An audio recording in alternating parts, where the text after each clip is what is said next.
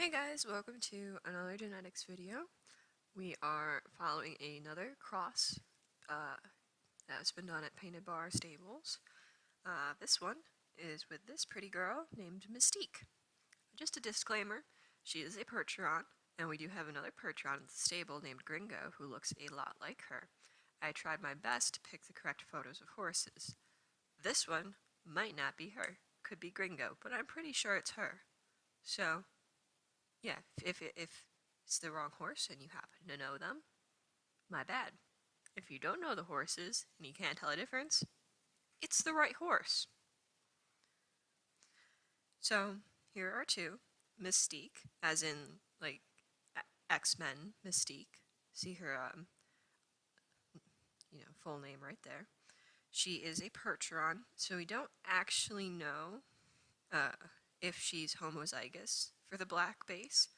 However, because Percherons, like 99% of the time, are either black or gray, and even the gray ones were black before they grayed out, it's pretty safe to guess that she's homozygous.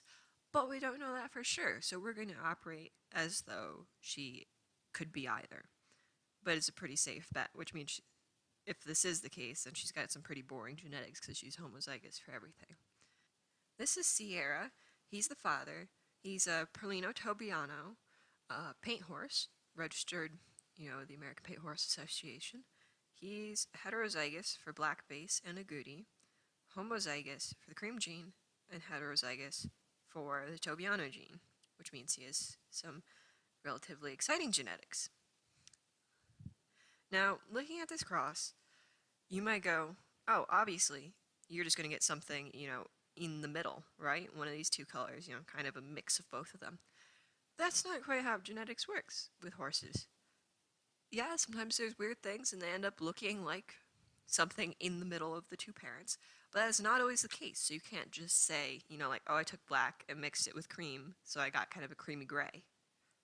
No. This is one of her past foals. Mystique came from an auction, and there's a 50% chance she was pregnant. She was. She was bred by accident to a Belgian Stallion, and I actually got this one wrong. Most Belgians around here are chestnut, so I thought that it would be chestnut, so the baby would be black. I knew the only way it could be wrong is if the Belgian, the other common color being bay, passed on an agouti gene and made the baby bay. And yeah, so I was wrong in the only way I could have been wrong when I guessed. So this is Rogue. She was born 2017. She's absolutely massive now. Like, this was last summer. She looks like a full-grown quarter horse. She's taller than a lot of the horses at Painted Bar, and we actually recently sold her. But yeah, no, she's gorgeous and lovable, and she's one of my favorite horses. So real quick, if you don't know anything about horse color genetics, we're going to go through some of the possibilities that pertain to what we're talking about here. So you start off with any horse has to be either a black base or a red base. The black base being called black, the red base being called chestnut or sorrel. The two are interchangeable, but sometimes people use sorrel to refer to a more reddish chestnut color than the one that's pictured here.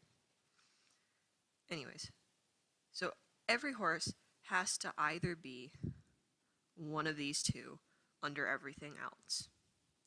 Because it's called a base for a reason. You have to have a base to build a building.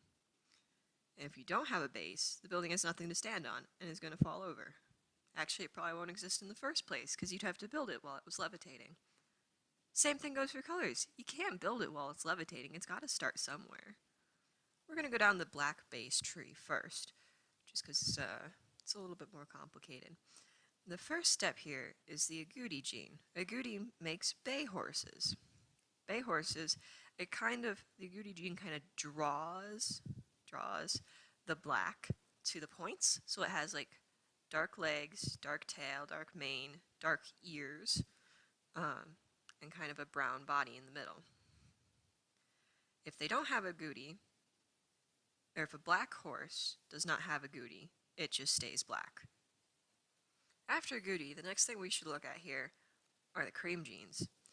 The cream gene is it's a dilution gene, so it's kind of an additive effect. You take the color and you lighten it, and then if it has 2 copies of the cream gene, you lighten it even further. So if you have a bay horse with only 1 copy of the cream gene, so it's only got 1, it makes it a buckskin. You see how that brown on the body's been lightened slightly, but the mane and the legs and the tail and the ears are still dark? All those points are still darker than the rest, which is the agouti's effect. And if you lighten that one more time, you get 2 cream genes. So you take that buckskin and you lighten it even further to a perlino.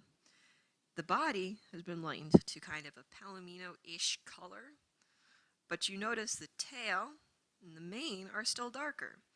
If Sierra here didn't have the Tobiano gene, you'd probably see his legs would be a bit darker too. Perlinos are kind of hard. Actually, all of these double dilutions are kind of hard to tell apart from each other because they're all very similar. But Perlino is pretty easy to tell because of those dark points. And that's, again, the effect of the agouti. Now, going down the non-agouti side, you take a black horse and you lighten it a shade. You get a smoky black. This one's kind of a weird one because most smoky black horses just look black. It's weird, makes the genetics seem kind of pointless, but I don't know, sometimes they look a little bit lighter. Like, I don't know, you can kind of see it there. Yeah. So, but then you add another cream gene, and it turns into a smoky cream, which seems like a really big jump, but don't ask me. It's not like these were designed. It's just what happens. Smoky cream horses, you can tell apart. I've heard. I don't personally know any smoky cream horses. I found this guy online, and I was a little bit picky trying to figure out, like, picking the correct picture to use because I wanted it to actually be a smoky cream horse. So this guy's a Stallion. I will link his page down in the description in case you really want to breed a mare to him. I don't know. I'll link him down there. He's been genetically tested, so we know he is smoky cream. They have, no agouti, but 2 cream genes. Because if it had an agouti, it would be a perlino. Apparently, you can tell these guys apart.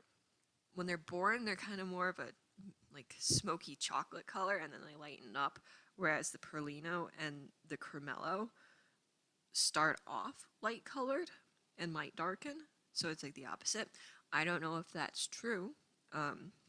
Looking at pictures, again, a lot of people don't know the difference between these, so it's a little bit hard for me to tell, like on Google Images, the difference between these 3.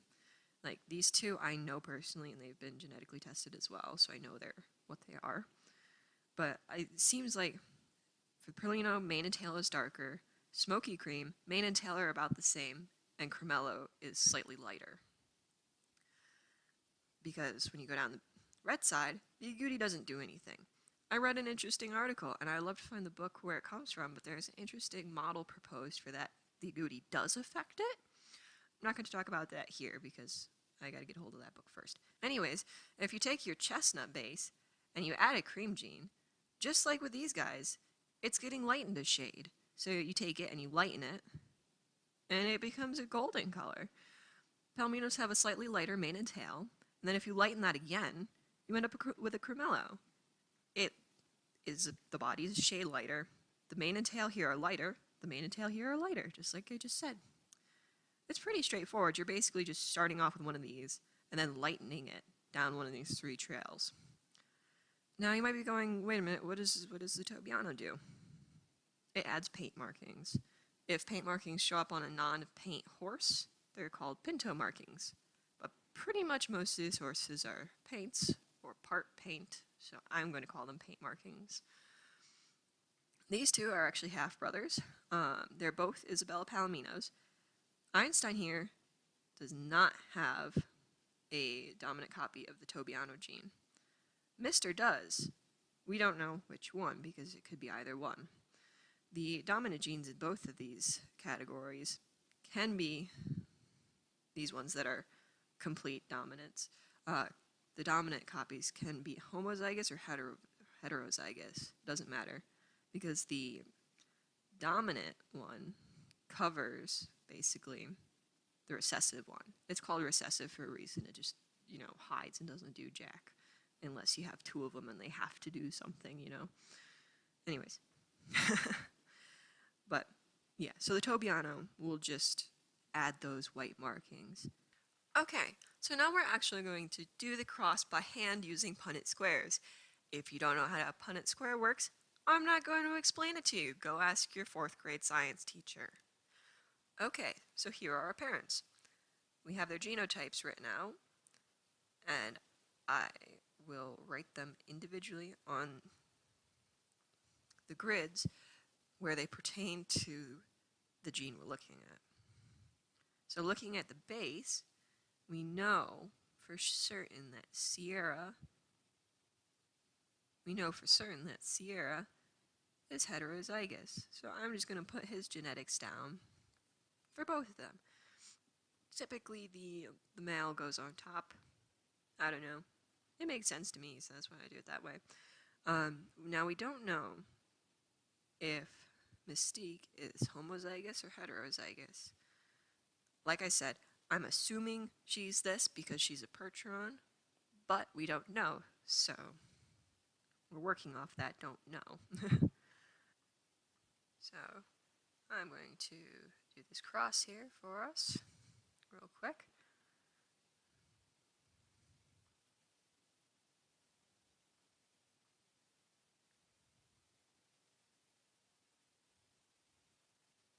And if that doesn't make sense to you, like I said, go ask somebody else. Or Google it. Or maybe I'll make a video on it later. I don't know.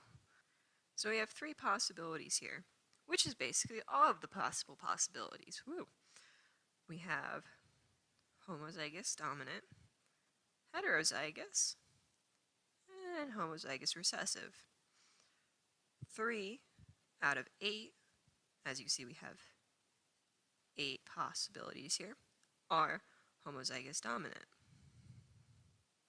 4 out of 8 are heterozygous. And 1 out of 8 is homozygous recessive.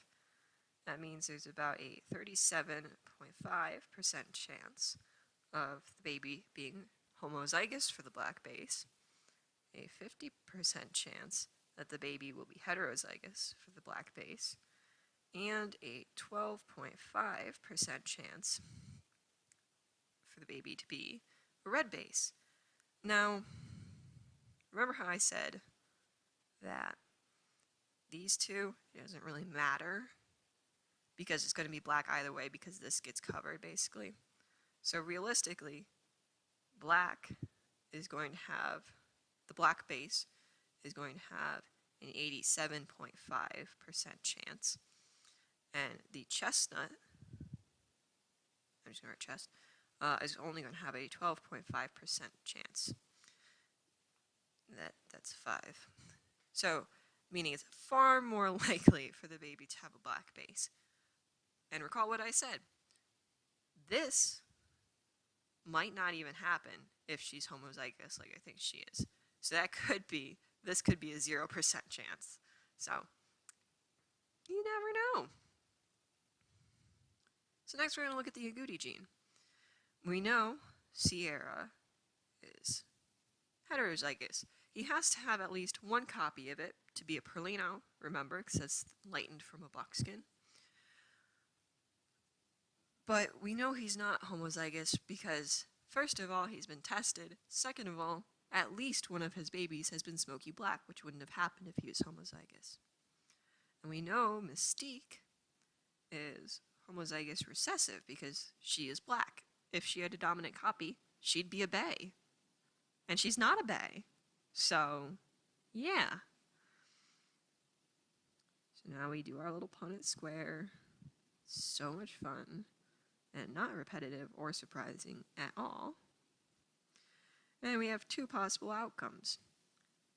The baby could be heterozygous for agouti or homozygous for not agouti.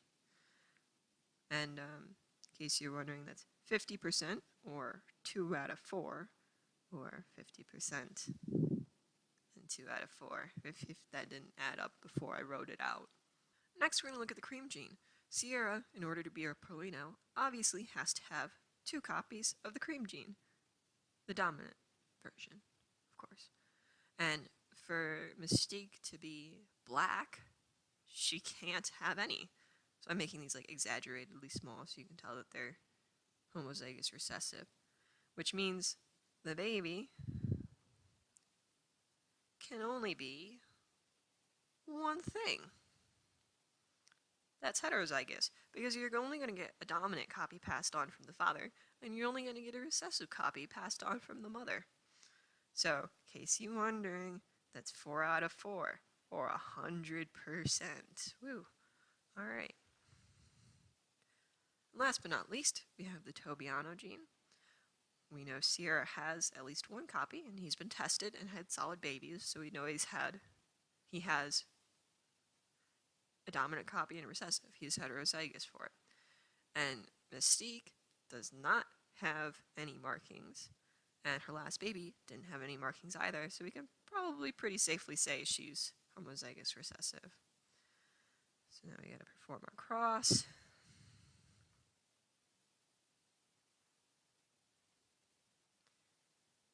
And we come back with 2 possibilities. The baby could be heterozygous with a 2 out of 4 chance, also known as 50%. Or the baby could be homozygous recessive, which is 2 out of 4, or 50%. If you didn't get it the first time, there it is again. So now that I've spewed a bunch of numbers and letters at you and a bunch of names, what does that leave us with? So here are all the colors we talked about in the beginning, and all of their genotypes. So if we think back to the calculations we just did, we know from Sierra the baby has to have a cream gene, right? Because Sierra is always going to pass one on. So these ones, Black, Bay, and Chestnut, don't have any cream genes, which means they're out. They can't happen. And we know since the mother has no cream genes, she can't pass one on. So that means the baby can't be homozygous for it, because it can only get 1 copy. So we can rule out Smokey Cream, Perlino, and Crumello, which makes my job picking out distinguishable horses much easier. So if we look at the remaining possibilities, Smokey Black, Buckskin, and Palomino, well, Smokey Black can't happen because the baby could be homozygous or heterozygous. It could end up with no agouti, and it's going to end up with 1 cream gene. Buckskin could happen, again, for the same reasons. It could end up with 1 copy of the agouti. However, the baby is not going to be homozygous for it, because if you'll recall, it was 50-50. The baby could be 50-50, but not homozygous dominant. So these 2 are pretty good possibilities. Palomino, however, remember how I said that I was pretty sure the mom was homozygous dominant? If we assume that, then this can't happen. However, because we are assuming that we don't know, it could be this, and if that's the case, then it can happen. So to recap with pictures, for those of you who are visual, can't have Black, can't have Smokey Cream, can't have Bay, no Perlino, no Chestnut, and no Crumello.